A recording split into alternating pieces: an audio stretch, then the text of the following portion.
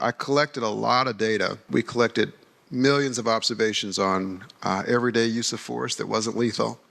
We collected thousands of observations on lethal force. And it was in this moment in 2016 that I realized people lose their minds when they don't like the result. So what my paper showed, you'll see tomorrow, like some of you, was that, yes, we saw some bias in the low-level uses of force, every day pushing up against cars and things like that. People seem to like that result. But we didn't find any racial bias in police shootings. Now, that was really surprising to me because I expected to see it. The little-known fact is I had 8 full-time RAs that it took to do this over nearly a year.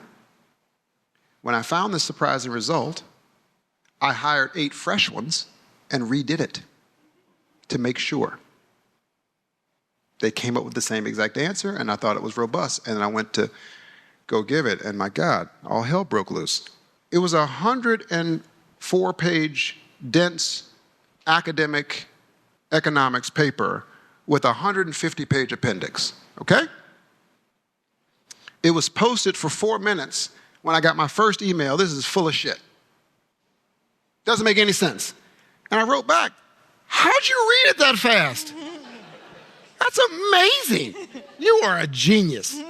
And I had colleagues take me to the side and say, don't publish this. You'll ruin your career. I said, what are you talking about? I said, what's wrong with it? Do you believe the first part? Yes. Do you believe the second part? Well, the issue is they just don't fit together. We like the first one, but you should publish the second one another time. I said, let me ask this. If the second part about the police shootings, this is a literal conversation.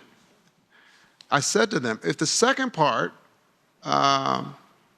showed bias, do you think I should publish it then? And they said, yeah, then it would make sense. And I said, I guarantee you I'll publish it. We'll see what happens. So it was you know, I lived under police protection for about 30 or 40 days. I had a 7-day-old daughter at the time. I remember going and shopping for it because, you know, when you have a newborn, you think you have enough diapers, you don't. So I was going to the grocery store to get diapers with an armed guard. It was crazy. It was really, truly crazy.